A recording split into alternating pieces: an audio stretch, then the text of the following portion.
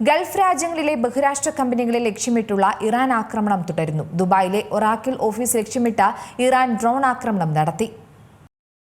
ബഹ്റൈനിലെ Amazon cloud computing സെന്ററിന് നേരെ കഴിഞ്ഞ ദിവസം ഇറാൻ ആക്രമണം നടത്തിയിരുന്നു. ഗൾഫ് മേഖലയിലെ അമേരിക്കൻ സ്ഥാപനങ്ങളെ ലക്ഷ്യമിടുന്നതായുള്ള മുന്നറിയിപ്പ് ഇറാൻ നൽകിയതിന് പിന്നാലെയാണ് പുതിയ ആക്രമണം.